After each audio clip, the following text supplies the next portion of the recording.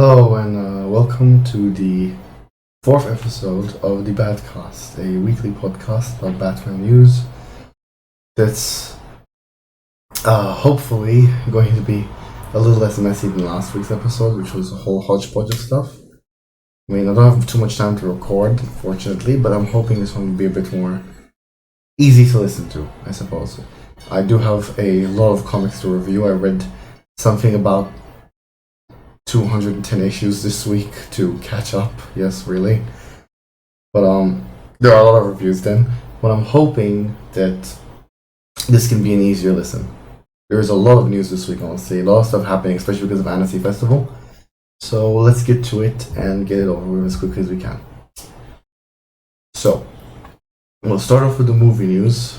We don't have too much as always, but still a bunch of interesting stuff. First, a Batman Beyond fan project has been announced. It's let me just see what it says here. 1 second. It is a CG Batman Beyond project that, using the power of Unreal Engine 5, is trying to sort of show what a live-action Batman Beyond movie could look and feel like. By James Luke, who has only got 2.99,000 subscribers, so I would recommend subscribing to him. Let's see what it looks like exactly. I want to choose the right place to show it from. We can have 30 seconds. 1 second. Hold on.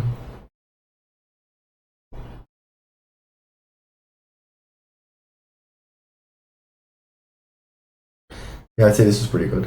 Okay.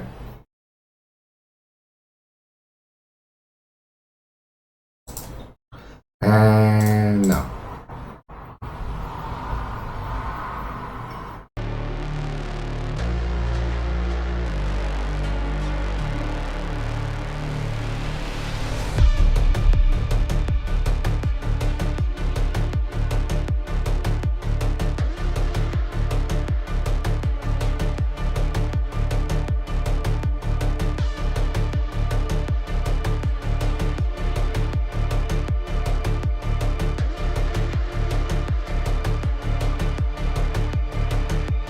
Well, there are also a bunch of looks at characters like Terry McGinnis outside of his costume, the Joker's gang.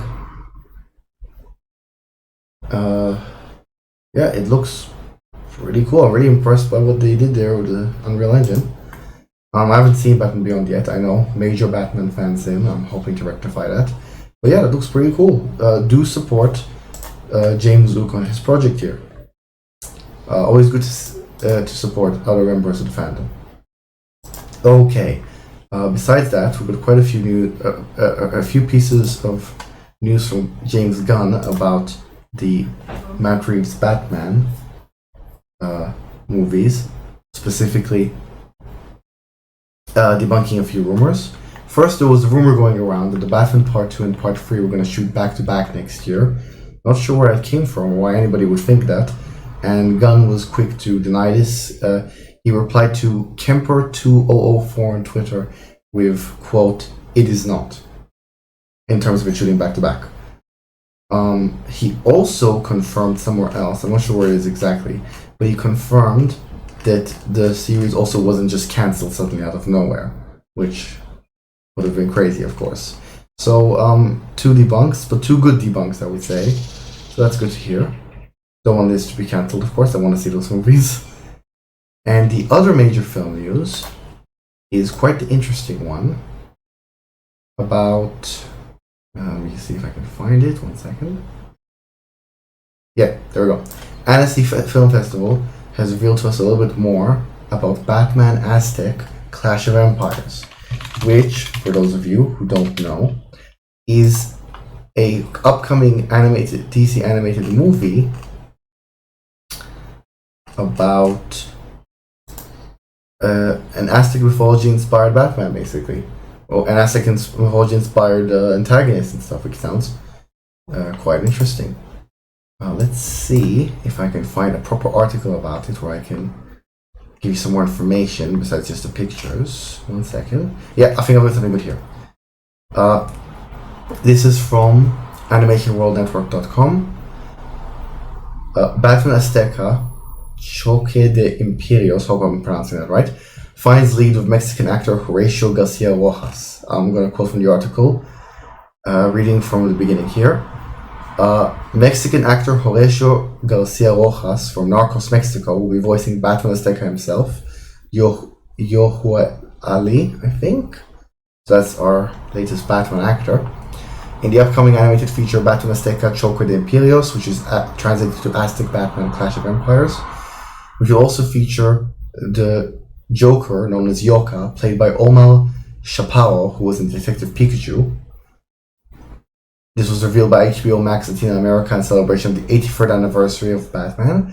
Finally, Alvaro Morte. Oh, sorry, the Joker, I think. Anyway, Alvaro Morte from Money Heist and the Wheel of Time will be voicing Two-Face, who's Hernan Cortez, which is interesting. Hernan Cortez is the name of a conquistador. Does this mean that Two-Face is a conquistador? That's interesting. Anyway, per the film synopsis, it follows young Aztec boy Yuhali Coatel, whose father, the village leader Toltecatzin, I'm mispronouncing all of this for sure, is slain by Spanish conquistadors. Yuhali heads to Tenochtitlan to alert King Moctezuma and his high priest Yoka of the nearby threat. The boy begins using the temple of the Bat God, Tinakan, as a lair, training under the tutelage of his mentor, Akatzin, who I'm assuming is Alfred, Akatzin, and developing tools and weapons to ward off invading Spaniards, protect Moctezuma's temple, and avenge his father's murder. That sounds pretty interesting, honestly. It comes from Warner Bros. Animation and DC in partnership with Anima and Chatone. It is directed by Juan Jose Meza Leon, who has worked in DC Supergirls and The Good Family. While Anima's Jose C. Garcia de la Tona and Fernando de Fuentes will produce alongside Chapone's Aaron D. Berger and Karina Schulze. Sam Register and Thomas Yankelevich will executive produce, and Alejandro Diaz Barrilla, an expert in Mesoamerican studies, will supervise and ensure that indigenous people are depicted accurately and appropriately. Always good to see that. There are also images, which I will put on screen, of the Aztec Batman, Aztec Two-Face, who very much looks like he's a conquistador, and Aztec Joker. Okay, that's cool. That sounds really interesting, honestly. It's very different, and I'm looking forward to that, to be honest. I'm hoping it's not my usual kind of thing, but I've got an open mind. I'm always happy to see an interesting reinvention of my favorite character. So I'll definitely be checking this out. And that's about it for film news. It's not so much in film news, it's mostly TV and comics news, especially because of Annecy Festival. And speaking of stuff like Annecy and all that, we've got some pretty big reveals. For example, we now know when the Suicide Squad Isekai is coming out. I know I said last week when it's coming out, but they just recently reconfirmed with a new date, actually. It's said, I'll take the IGN article on this one. It was revealed that Suicide Squad Isekai will stream on Max and Hulu, on both, in the US on June 27th, with 3 episodes premiering. It will also premiere on ADN in France, HBO Go in Southeast Asia, Taiwan and Hong Kong, and Annie Plus and Laftel in Korea. One second, is there anything else? We also have the Japanese cast for the series. We don't yet know the English dub, but we know the Japanese cast. We've got Anna Nagase, who voiced Riko Amane in Jujutsu Kaisen as Harley Quinn. Yuichiro Umehara, who was Goblin Slayer and Goblin Slayer's Joker. Takahito Koyasu, who was Dio in JoJo's Bizarre Adventures Peacemaker. Jun Fukuyama, who was King in Seven Deadly Sins as Clayface. Subaru Kimura, who's Aoi Todo in Jujutsu Kaisen as King Shark. And Chika Anzai, who is Chisato Nishikigi in Licorice Recoil as Katana. And it's going to have 10 episodes apparently, which will air every Thursday until the season finale on August 15th. Okay, that's going to be quite the coverage over on this podcast. So it's fun to know it's coming a little bit earlier than we realized, about 2 weeks from now, so more or less. So that should be quite soon, just another episode or so from now. Besides that, there was also a Isekai Clayface trailer. I think this is the last character trailer, so I better show that quickly. Let me just find it. There we go. And play. 私はクレイフェイス、泥を操るのさ。紳士たる者常に優が垂れ。ネタ評論だったの？では泥だけにデデイデイデデイデデイデイデデイ。さあフィニッシュだ。野蛮な手段は好まない。私が物語を動かそう。主役が舞台から降りるわけにはいかないだろう。 I can't lie, he looks like he's gonna be really fun in this one. I do like his personality. He's coming across very egotistical, but in a fun way. He looks very charismatic. So that should be interesting, that should be fun. What else do we have? Oh yes. We have another earlier release date announcement than we thought. And this is what I'm pretty happy about. Because it was confirmed, again, let me find a place to read this from. Yeah, comicbook.com this time. That the Penguin has now a new release date window, which first we thought it was coming out in November. But it's now got a new release date window for HBO and Max, and we can narrow it down to release to being sometime in September of 2024. Casey Bloys, chairman and CEO of HBO and Max Content, was part of a feature that Variety did with the Warner Media Discovery executive team. And during that conversation, he was asked what sort of content Max and HBO has in the pipeline over the next 18 months, the year and a half. And in his answer, he confirmed that Penguin is part of the 18-month slate. So after House of the Dragon, next Big Ten, this is a quote. So after House of the Dragon, the next Big Tentpole series we have coming up will be The Penguin of Colin Farrell. That is coming out of Matt Reeves' The Batman, and it's fantastic. Just like Peacemaker came out of James Gunn's Suicide Squad, it's a really good example of what you can do. That'll be in September. So there you go. Now we know it's going to be in September. Mid-September is traditionally the time when fall premieres usually drop. So Penguin can either fit into that traditional window or try to get a jump on the season by streaming in early September. So we'll see. So yeah, I'm happy to hear it's coming out earlier. That's definitely going to make things easier to cover. Well, speaking of things that are coming out though, I should add, Creature Commandos is confirmed for December, and I've been thinking about it, and if I'm not covering My Adventures of Superman, even though it's got Deathstroke and Amanda Waller, does it really make sense to cover Creature Commandos if it's only got Dr. Phosphorus and Amanda Waller? The main character is Bride of Frankenstein after all, and she's not a Batman character. And I've been thinking about that, I've been wondering if I was perhaps wrong for making that part of the coverage. So I think as a compromise, which I could also do with My Adventures to Superman, considering the amount of potential Batman characters in it, I mean Vicky Vale's also there, that I won't cover it, but I will do a sort of overall summation of what happened, and specifically to the Batman characters at the end of the season, when they finish releasing. So I could talk about Creature Commandos and what it potentially means for the Batman stuff in the DCU coming forwards at the end of it, but probably not too much. So that's just a little announcement for you there. And now, moving on, let us talk about another announcement, another big one. As I said, lots of stuff coming out. And another show that we're going to have to cover, and I'm going to have to catch up on massively, by the way. I'm very much behind on it.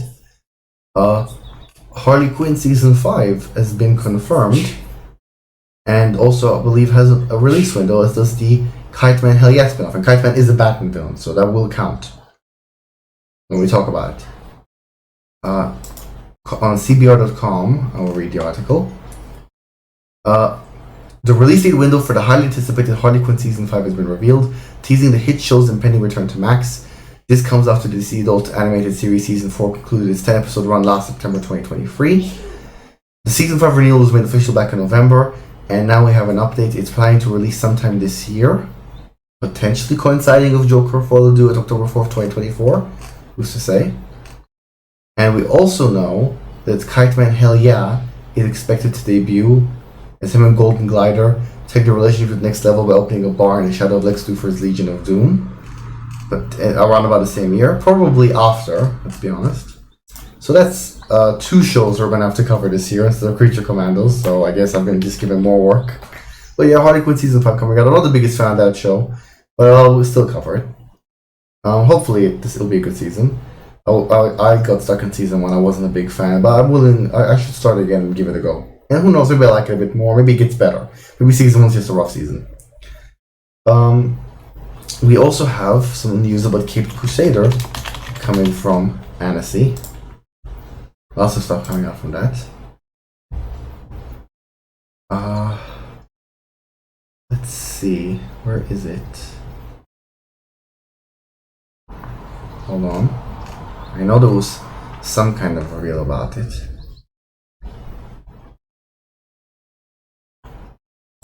It wasn't anything that big, but I believe that they did on Annecy. They showed a bunch of images potentially, maybe even a scene, and they showed the theme song. I don't want to reveal too much information just in case of spoilers and stuff. But yeah, the theme song was shown there. It hasn't been released to the public yet, but it means we're just getting closer and closer to an actual trailer and stuff. So that's exciting. And that's it for TV news. And now we've got the behemoth of this episode, which is the intense amount of comic news. Now there's a lot of news about Absolute Power, a lot. But I'm only going to talk about that towards the end. I want to get all the comic reviews out first.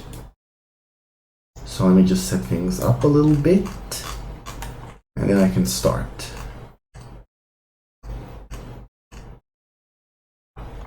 Just 1 second. Hold on. Okay. Oh, there's a bit of a car alarm, sorry about that. Hopefully it doesn't go on for too long. Anyway, where was I? Okay, so we've got lots of comic news, so let's go for all those reviews first. First things first. The Batman First Night from a few weeks ago, I finally got to read that and review it. And I would give it a 5 out of 5. It was really good stuff. It was basically Batman just fighting off those final monster men, revealing who was behind it. It ended up being, I think, the police commissioner trying to become mayor, I'm pretty sure. Julie Madison ended up finding out his identity and they got together. Batman and Gordon developed a partnership. And Bruce basically committed being Batman. It was a good read, like the entire book was. It's a fun little noir story. And for those who like the throwback feel and the simplistic vibe and stuff like that, I think you'll really like this. So I quite recommend this book. It was a good limited run. Justice League vs. Godzilla vs. Kong number 7 also ended a run, a miniseries, a few weeks ago. And I'll give it a 4 out of 5. It was pretty fun. I didn't think the book itself was amazing overall. I'm not the biggest kaiju fan. But I did enjoy the crazy action. There were a bunch of fun lines and stuff. Superman talking to Godzilla and being kind to him was also really fun. I was surprised that there were actual permanent deaths. Guy Gardner and Toyman both died, and Gardner didn't receive too much respect when he died. Yeah, it was just a fun little ending, and Superman and Lois got married, which was nice. There isn't anything too much to say about that one. It was just a decent, okay story. I'll recommend it for anyone who likes kaiju stuff. Now for a really big one, Detective Comics 1085, pretty much, well, not completely, but it's starting to cap the ending of the long-running, I think 2 years now, Nocturne arc. I've read the whole thing, and I really, really, really liked it. It's definitely a classic, a new Batman classic. The whole story about this foreign family that used to own Gotham, and Batman at his old age now trying to see if Batman still means something, and even if he doesn't necessarily do as much as he used to do and all that, he still matters. Even if the people of Gotham don't see it, they still need Batmans, which was a nice story. There was also cool stuff in the desert where he was hallucinating and everything. They brought back not Black Moth, what's his name again? Not Dr. Evil. Dr. Dark, perhaps? I can't remember his name right now. But they brought back that guy from Batman Rest in Peace, and they did some good stuff with Talia, they did some good stuff with Catwoman, they did some good stuff with Gordon, they did some interesting stuff with Mr. Freeze. That's the arc. They basically brought back Leon Harper into the Green Arrow stuff. Lots of good stuff. It's a really, really good arc. Lots of great stuff with Two-Face. I highly recommend it. Right now in this issue, what happened was the Batman is still trying to get stuff going and do the final attack on these bad guys. And Catwoman hired Joker to help, which is crazy, but whatever, we'll see how that goes. And Scarecrow was just hired by the bad guys, which is really cool. I'm really interested in that. And yeah, it wasn't the greatest issue in the run and all that. I'd give it I still give it a 5 out of 5 because that's just how good the run is. But I wouldn't call it the most amazing issue of all time, but it's a more transitional issue. But I still enjoyed it a lot, as you can tell. It's just a really, really good arc. I highly, highly recommend it. Brave and the Bold number 13, which is an anthology series, I give it a 3 out of 5. It's a little hard to explain, but a lot of the stories are just starting.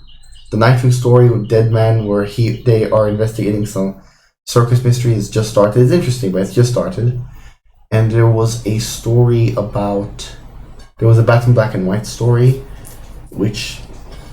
I can't remember exactly what it was right now. I read so many comics. I need a quick recap of what it was. Give me 1 second. So I can actually give you proper information. Also, that car alarm went off forever. Jeez. Anyway, yeah, there was a Booster Gold story about. I don't have to review that because it's not part of Batman's Infinite of Artemis. There was a story about Batman and Guy Gardner stopping they're fighting an alien or sorts. It was interesting, very, very team-uppy, which is what I expected from the story. So I'm interested. It's always interesting to see Batman and Guy Gardner partner up ever since what happened for the punch. And Perp Walk was a Batman Black and White story about someone killing the Joker and Batman at first being annoyed about it, but then seemingly accepting it. It was a little... We've seen it before, but whatever. But it was an okay book, 3 out of 5. I've been a little mixed on Batman Brave and the Bold, to be honest. The only thing I've truly liked, besides one story about that amnesic guy who thinks he's Batman, was the story of Maps Mizuguchi. I really want to see her become Robin at one point, and she and Batman have a great dynamic. Moving on, Harley Quinn number 40 was about her still continuing her... Okay, so, but the whole run in general, it started off with Harley Quinn trying to redeem and everything with the help of a former Joker goon named Kevin, and then it turned into some multiverse stuff, and then it turned into Harley kind of like coming back to being a bad guy because she was relapsing because Ivy left, which is a little or whatever. And then got into multiverse stuff again, where she was in the central to the whole multiverse mystery, and at the same time she's teaching at university for parole, which is on and off. It could be done a lot better. And now she's sort of like helping villains out as a psychiatrist, I guess.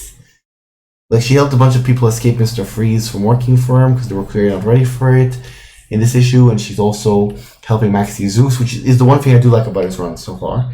But yeah, I'm lukewarm in this one. I give it a 2 out of 5, and in general this run has been very mid.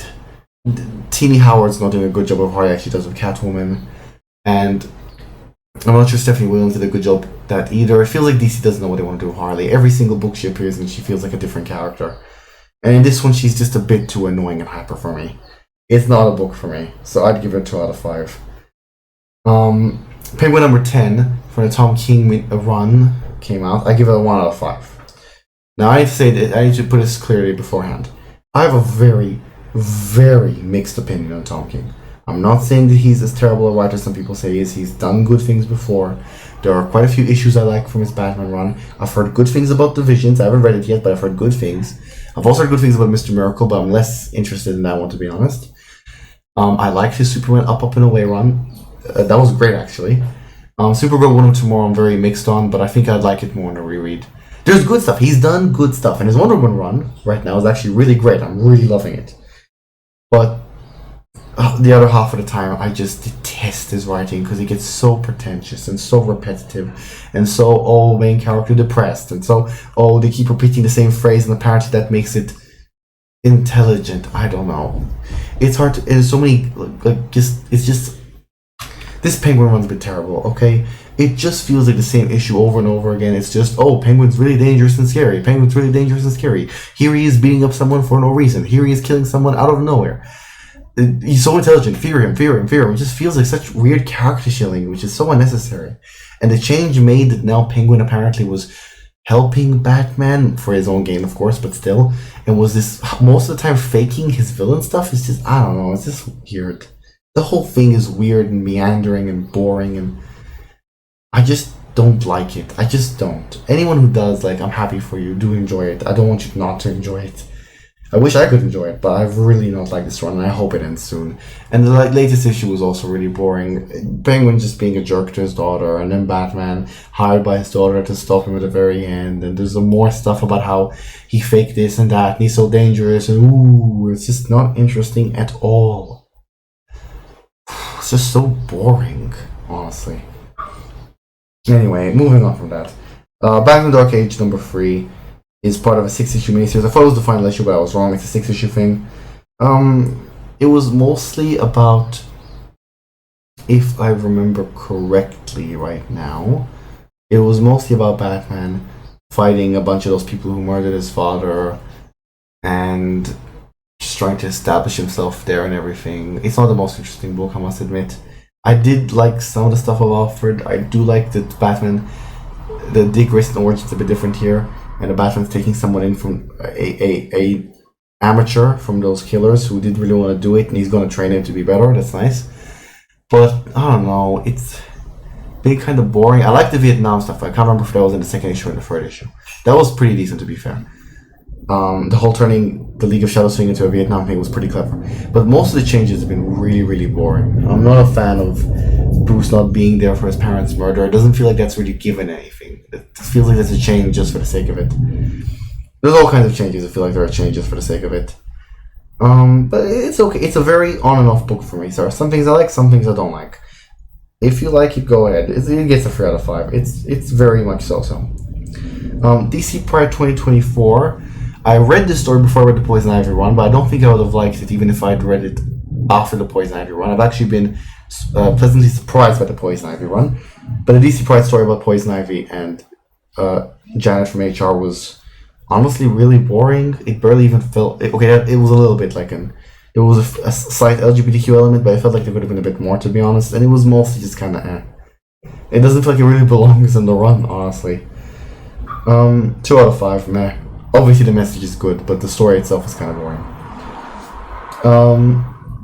What else? 1 second. Suicide Squad Kill Arkham Asylum number 5, which ends that run, that prequel run to the game. It basically explains how the team was chosen in one big prison riot. It's like 5 issues or one big prison riot.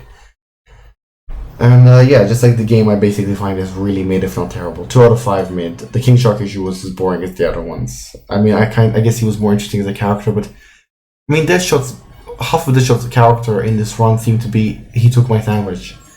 Harley was way too low random, and also just Arkham Harley is a bit too one-dimensional for my tastes. Boomerang actually was probably the only one who had even a decent issue, and even then, it was just, I don't know, just kind of boring. So many characters dying just for the sake of it.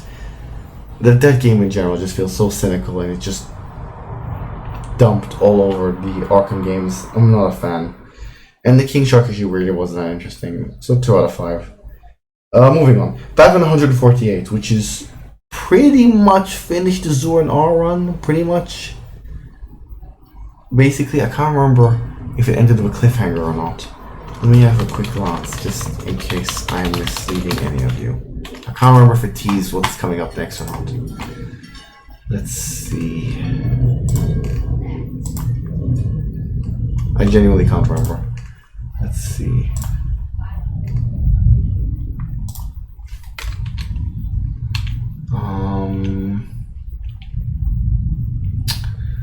Oh yeah, it had a really nice ending and all that, and it basically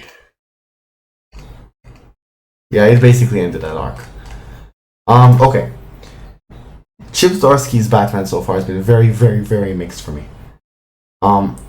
Failsafe was average. There are some ideas in it I like.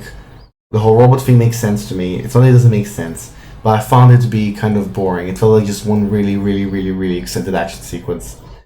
I don't know. It didn't really get me. Outside the stuff with Tim, the stuff with Bruce and Tim and the father-son stuff was great. Zdarsky writes them really well together. But everything else was kind of meh. Cool moments aside. Then there was the whole Batman getting sucked into a different universe thing that built up to the 900th issue celebration. That was brilliant. That was great. That felt like Batman to his core. It felt like it got the character. It didn't feel too cynical. It didn't feel too silly. It felt like he felt like Bruce again, which he doesn't feel that much in the main books anymore. Let's be real. That was really great stuff. And meeting all the other famous Batman like Michael Keaton and Arkham Batman, and Adam West, that was fun. Then the Gotham War stuff happened. Now, I understand that Bruce is in a very, very difficult mental state. The Zordar stuff is happening and all that, and even the Bat family in universe forgave him. I get it. He's going through a lot. But I found it really, really, really boring. It wasn't too bad in the Catwoman books, I guess, but in the Batman books, I just couldn't even bear reading it. I just think the Gotham War is a stupid idea. And then we got the two latest Zordar books, the Little Joker part, and then the Dark Prison thing. The Joker thing was kind of the AI stuff was terrible, and I just didn't find it interesting as a Joker origin. In fact, I thought it was really boring. And the whole idea that Joker had backup personalities, and that's why he's been acting differently across the years, is dumb. The fact that it seems like everyone's getting Zordar personalities, now even Nightwing seems to have one, is just really dumb. I'm not interested. Okay, it was kind of clever, I guess, when Grant Morrison did it, but it's become dumber and dumber and dumber ever since you brought it back. And now it's turned into a whole thing where he's in a robot body and helping Amanda Waller for absolute power. It's like, really? Really? It's not as bad as Thomas Wayne from the alternate universe coming and attacking his son, but it's up there. Regardless, even though I've been really lukewarm on this whole thing, the final issue did the stuff it had to do. Had Batman apologize to his family forgave him. A bunch of important interactions between them happened, and they kind of built towards hopefully a better place. Hopefully, it kind of feels like we're repeating again the usual. Batman pushes his family away to keep him safe. Batman realizes his family makes him strong. Then Batman will eventually push them away again. Hopefully, we're not doing that again. If we're not, then I will keep the score 4 out of 5. That was one of the very few good issues so far. If we do, though, yeah, I'm gonna be annoyed. But it was at least a decent ending to it. It was a very, very mixed bunch of arcs. I don't know if Starsky is still writing Batman after this, we'll see. But if he is, I hope that he can start doing something a bit different. Once Absolute Power ends, of course. Let's see, what's next? Batman Scooby-Doo number 6, which I gave a 4 out of 5. That was quite fun. It's a very simple story. The Scooby-Doo gang are bored, they get invited to a mystery-solving thing.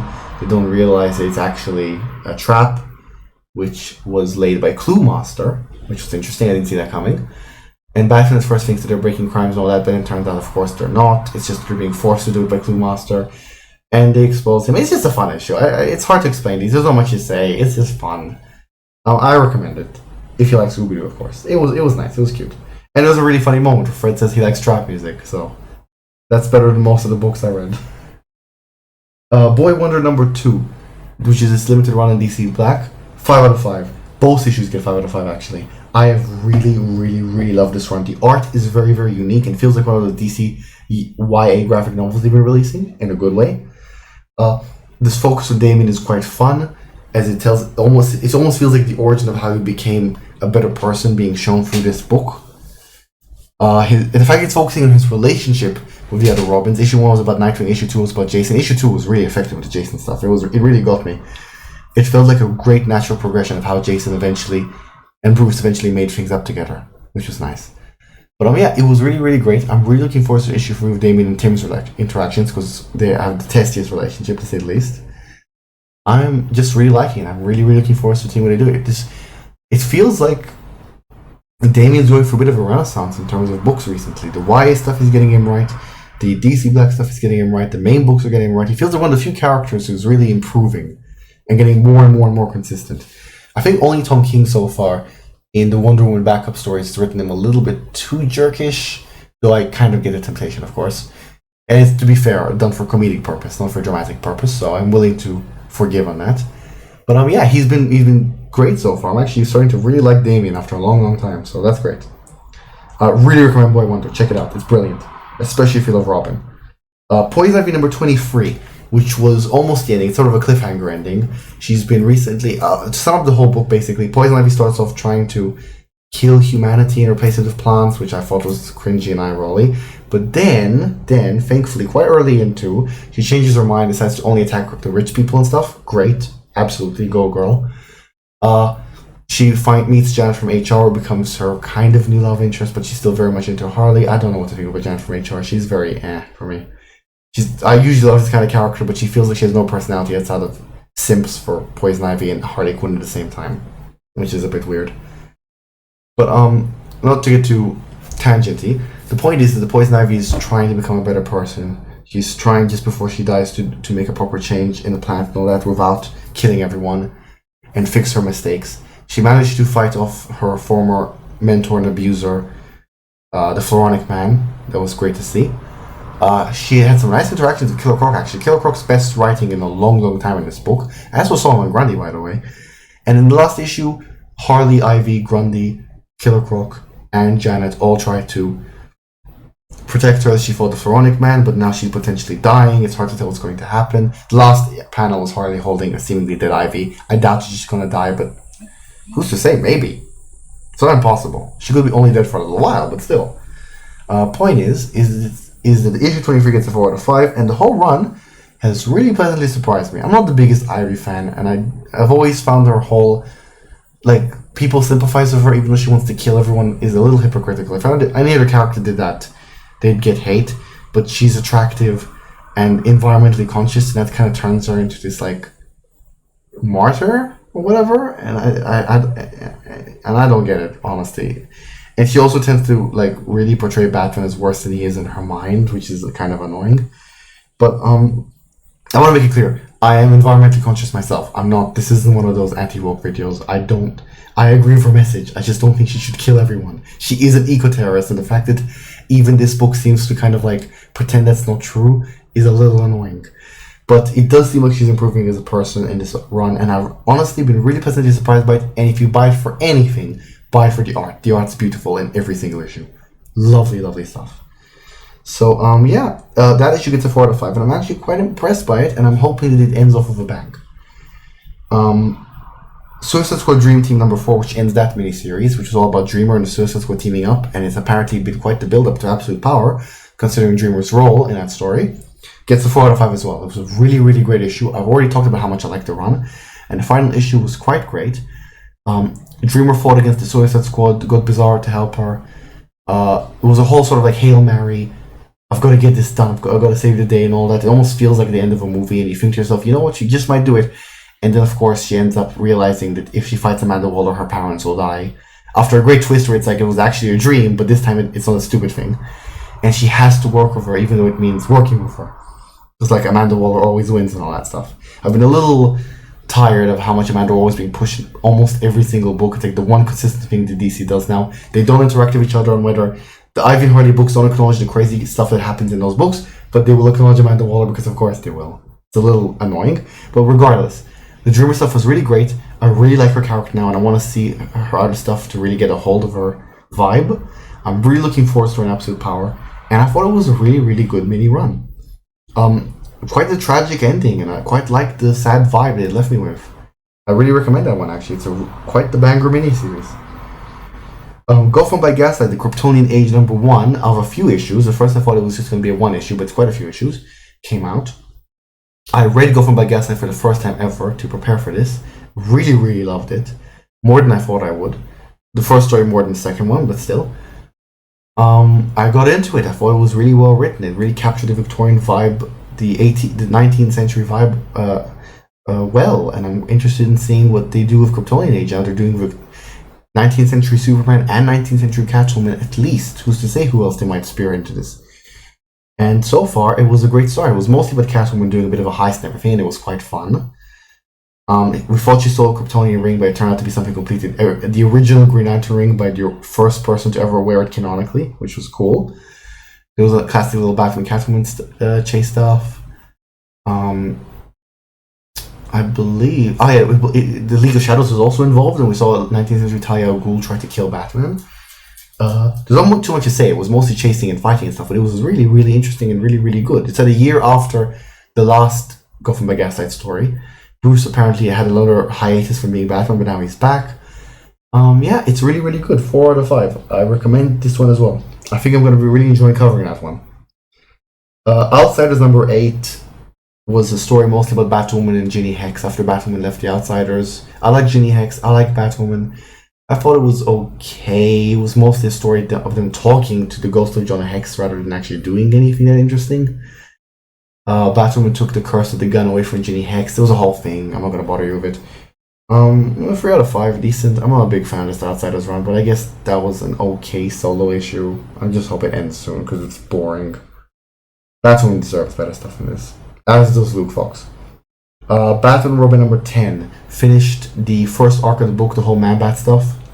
Damian and Failsafe and Batman managed to heal Kirk again, and trying to heal him from his multiple personalities. It was good to see that Bruce talked about that instead of just punishing him. Failsafe did not tell Damian yet about Ra's al Ghul, and she's running away because she wants to protect him. It seems like she's really confirmed her feelings for him. It seems like he's decided he's still going to continue going to school, and he and Bruce also had a really nice moment on the rooftop. Their father-son stuff in this stuff has been really great. They're really developing their relationship. And a character called Mai, who I don't know, but was apparently important to Lazarus Planet, brought Goliath back, Damian's pet bat, and explained to him that he has to go to a dinosaur island because Bane's back. So that sounds crazy, and I'm really excited to see what happens next in this arc. Batman Robin has been one of easily the best books going on right now. So I'm excited to see what they do. That one sounds crazy in the best way, so I'm really looking forward to that. That one gets a 4 out of 5. It was a good issue. It was a bit lightweight in terms of how it finished the whole arc, I guess, but it was still good. Words of Prey number 10 also gets a 4 out of 5. I wasn't sure about the book at first. As much as I love the art and as much as I usually love the writer Kelly Thompson, I wasn't sure if I was really into it. It took me a while, I will admit. But the whole arc of saving Black Canary's sister from Themyscira ended up being really, really great, especially with the unexpected conclusion of her basically becoming a Venom of sorts, only in control. Or I guess Moon Knight as well. I'm not sure. I also didn't expect the members of the team to depart in the end. I didn't expect that Harley Quinn and a character's name I can't remember right now would leave, and then they would then be replaced with Batgirl and Black Canary's sister Sin and another character. Who was it again? Vixen, yeah. But still, I didn't expect that, but that was good. And the current arc is them going through all these like Nightmare universes to figure out why Batgirl seems to be fated to die. Oh, Maps is also playing a role. Future Maps, that is. So that's interesting. The latest issue was like Big Barda being trapped in this like 50s sitcom inspired thing, sort of more 50s Americana inspired thing, and meeting a bunch of sisters. It's a whole horror story about how one of them killed almost all the others, and the other one is trying to stop her. So that was interesting. It took me a while, but I really got into the book, and I don't know if I really got into the book, but I'm enjoying it. I'm enjoying it for what it is. I think the cast could probably do a bit more in it, to be completely honest. I'll admit I'm mostly enjoying it for Black Canary and Sin, but also Batgirl and Big Barda. But yeah, it's been a good book. I'm happy that it's a thing. I'm happy I gave it a chance. I hope it can get a bit better, but it's still a decent, solid book. I'm not regretting reading it, is what I'm saying. Red of the Hill number 5, which is almost the end of that miniseries. I believe the next issue is the end of it. Gets a 3 out of 5. It was mostly planning and talking stuff and everything. Bruce talking to the right-hand woman of the bad guy, and Strike and Red Hood trying to deal with a bunch of the like the big final shipment and stuff. Like the rest of the book, it's been a decent, not necessarily the most memorable thing, but it's cool. I guess a 3 out of 5. Bat Justice Buster number 12, which is that manga thing I told you guys about, with the whole mechas and stuff, and Dick trying to solve the murder of his parents, and the Joker seemingly works with Batman when it's not actually Joker, and there's a different Joker who is taking care of Dick and potentially trying to kill him now. Seemingly what happened in this very short issue was the Joker might be trying to kill Dick, or at the very least trying to hurt him, and the guy we thought was Joker at first actually revealed himself to be Jason Todd, and I thought that was an incredible twist, because he's technically wearing a Red Hood mask, or we thought it was Joker because of the smile and the name, but you know, Jason being Red Hood technically makes Jason Joker. It's also the person who killed him, and he's also advocating for killing, but not too sharply while Batman's against it. And I thought it was a great twist. I didn't see it coming, but now I'm looking back at it, it's like you can see how it's being foreshadowed. I really, really like that. Actually, I really approve of that. That's probably the best thing that's come out of this so far. And then there was a whole fight sequence of Batman and Jason taking on Penguin, Two-Face, and I think another person, I can't remember who, and all their mechs and stuff. It's kind of crazy. But yeah, it was a decent issue. 3 out of 5, especially for the Jason twist. That's it for comic reviews. Oh wow, I also had to read some other books. I had to catch up on Power Girl, Green Lantern, Green Arrow, Wonder Woman, Action Comics, and Superman, so I can finish House of Brainiac, so I can be all prepared for Absolute Power. So I should probably just read some of the other books if I'm already at it, to be honest. I really want to catch up on Flash, but that's a lot of issues. But that's it for reviews. That was quite the ride. We've still got a bunch more news though. For quite a bunch of comic news actually, which I'm all going to read from here. A lot about Absolute Power and a little bit about Long Halloween. Mark, I'm talking about Absolute Power in general, even when it's not about Batman, because it's just such an overall DC event and it features Batman characters primarily that I feel like just say everything that happens in it. So a bunch of announcements. Mark Waid said that the Legion of Superheroes will show up in Absolute Power. He says there are pretty much 15 characters in the current line in DC that don't get screen time in this, which is crazy. He's trying to get Bizarre and Man-Bat to team up at one point in World's Finest, which is not absolute power, but still I should talk about that. And he also wants to use Amos Fortune, Atomic Skull, Ted Cord, stuff like that. Apparently he managed to get Time Commander to absolute power. So that's cool, I guess. Also Swamp Thing, apparently. He also wants to use Swamp Thing at one point, apparently. Anyway. What else? He also said that Barry will continue his role as the Multiverse Chronicler in Absolute Power, and Wally is also going to have a prominent role in Absolute Power, which is great to hear. Good to see that Wally is finally getting his justice again. What else? Mark Waid says that Nightwing, this is important, Nightwing is going to lead the resistance in Absolute Power. Quote, it is a bit of a spoiler, but Nightwing is clearly the leader of this resistance. Not Batman, not Superman, not Wonder Woman, but Nightwing, because he has the most experience in leading a team. So the other Bat family members are doing what they can, but there's no Bat caves. Amanda Waller knows Bruce Wayne is Batman. She knows all the secrets of all the heroes, and so they can't just roll out any sudden Bat equipment they have. Amanda Waller knows where all that stuff is, and she goes all blocked up. Once you see it, it'll make a lot of sense. Of course, he's the leader. I'm excited for that. That's going to be great. Love Dick Grayson. Taking a bit of a beeline, the Long Halloween, Last Halloween final act will launch this September. Different artists for each issue. The main covers have unused Tim Sale art, with lots of new covers now that I can't wait to show you guys. And we know that the art team for each issue is going to be: issue 1 is Eduardo Risso, Dave Stewart, and Richard Starkings. Issue 2 is Klaus Janssen. Issue 3 is Mark Chiarello. Issue 4 is Cliff Chiang. Issue 5 is Bill Sienkiewicz. And issue 6 is Enrico Marini. Really looking forward to that. What else?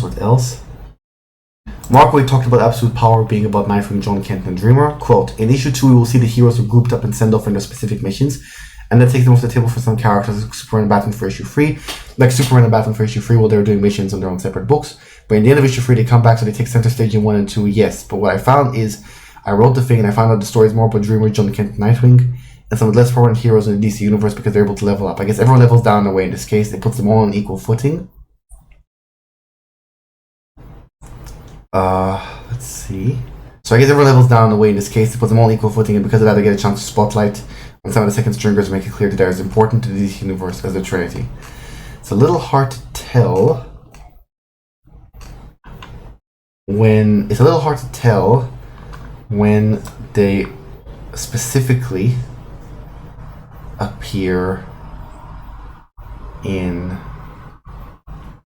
the books. It's hard to tell when, if they appear in issue 1 and 2, or if they only appear in issue 3 onwards. It's hard to tell what he means by that, but still. He also talked about Task Force 7, which is like the big tie-in miniseries of Absolute Power. There's going to be a 7-issue series going alongside this called Task Force 7 that focuses on these Amazo robots who all have the Justice League powers and their quests. It's not just 7 one-shots. There's a runner throughout all 7 issues I wrote that tied all together and also brings something back to the main book. It sounds like an out, but here's the thing. As a reader, I hate picking up a spin-off book or a tie-in book that's clearly a money grab, same, or clearly doesn't contribute to the overall story, same. I hated that, so deliberately made sure that every single book in this event that comes out has something to do with the main book and bring it back. Whether it's a quest or a treasure hunt, or search this or attempt to stop this, all those things tie into the main book. So that's really cool. And there's tons of covers which I will also be showing. What else? 1 second. Hold on.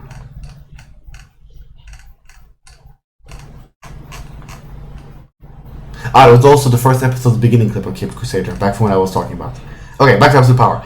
We know that Absolute Power number 3, which has a really cool Batman cover, by the way, will feature heroes retreating from Themyscira, with the Man of Steel's headquarters in ruins, and the metahuman powers in Planet Earth in the hands of Amanda Waller, Failsafe, and the Brainiac Queen.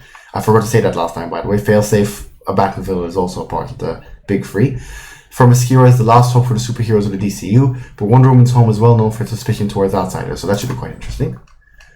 We also have another one-shot that's been announced out of nowhere. We're going to have to add that to the schedule.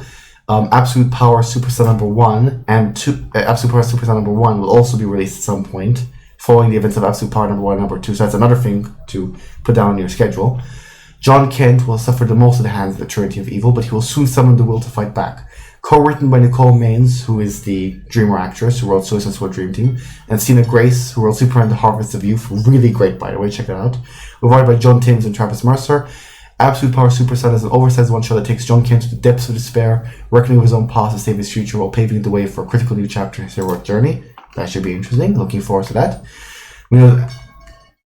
We know the writing team for the entire Absolute Power Task Force 7. Issue 1 is Leigh Williams and Caitlin Yarsky. Issue 2 is John Layman and Max Raynor. Issue 3 is Jeremy Adams, who I really like. Good stuff on Green Lantern and Flash. And Marco Santucci. Issue 4 is Pornsack, Pishat Chote, and Claire Rowe. Issue 5 is Alex Packnadel and Pete Woods. Issue 6 is Stephanie Williams, who did Harley Quinn recently, and Carrie Randolph. And Issue 7 is Dan Walters and Pete Woods, with main covers for Pete Woods. So, look out for that as well. What else? Is that it? I think there was one more thing. One second.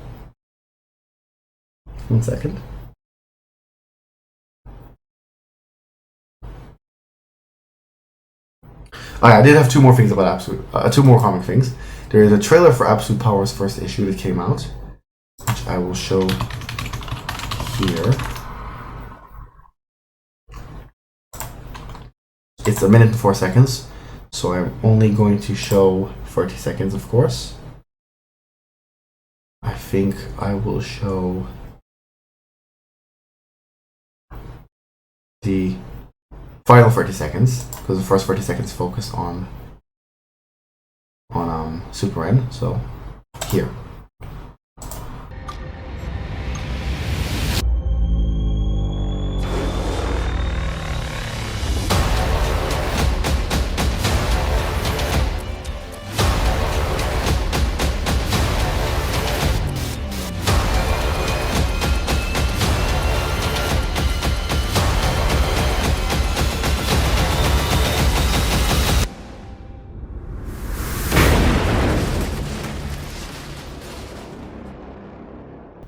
Looks like it's going to be insane. I'm genuinely really looking forward to it. This is the first big DC arc that I'm covering, and also the first big DC arc I'm ever reading in real time. So I'm really excited for this, to be completely honest. I've got a feeling it's going to be a real banger, honestly.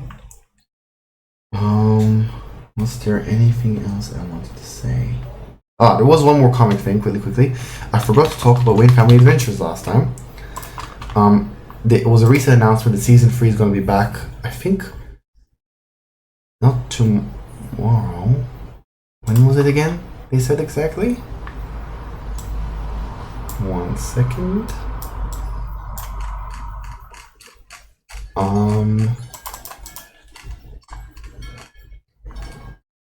June 19th, in 6 days. So, until then, since then they've dropped 3 mini episodes. Break Time, that features Alfred having a break, and, well, it's not really a break, of course. Mini episode 2, 4 Times the Charm, which is about Tim and Jason, and specifically continues their whole arc with them and the 3 stupid robbers. And mini episode 3, Super Friends, which is about Duke asking Dick and Cass when's he gonna have his own super friend. All cute little episodes. I love Wayne Family Adventures. Definitely check those out. That's finally it for comics news. That went on forever. This is gonna be our longest episode, almost for sure. Let's see. What's next? All we have now is just a little bit of video game news, a little bit of TV news, toy news, and a little bit of miscellaneous news. So let's get it over with. A new Batman Arkham VR game is coming out. Batman Arkham Shadow, I believe. And there is a trailer for it. I've heard some people complain about it, but still, I'll still show it. It's 1 minute and 17 seconds, so I'm only going to show the first 30 seconds. One moment. And now.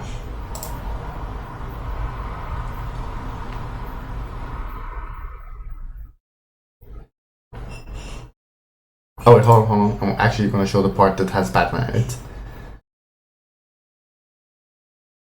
Let's try that again. Casting shadows of rats on everything that was once good.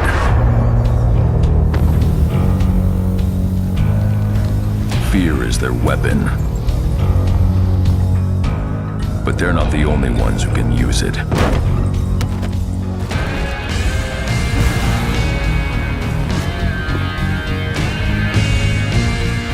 Rat King will stop at nothing to destroy my city. How far will I go to destroy him? I can't lie, those visuals look really clean. And Batman vs. Ratcatcher is quite a different story, so I'm actually kind of looking forward to it. It looks pretty cool, to be honest. I'm not so sure why everyone was so annoyed about it. What else? Multiverses recently announced this Team Batman versus Team Joker thing.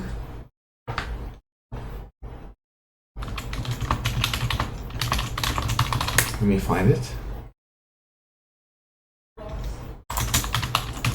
Let me find it. 1 second.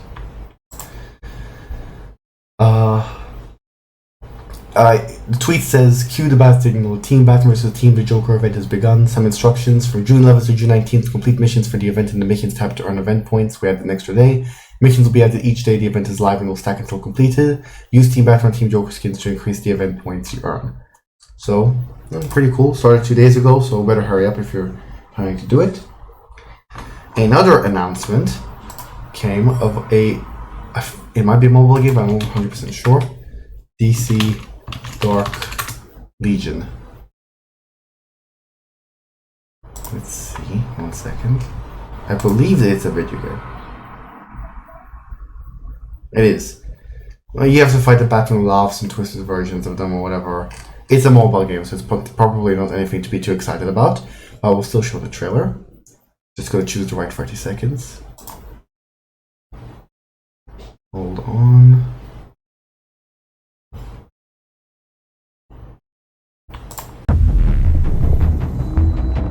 You know what's funny about you heroes? You're just people. And what are people?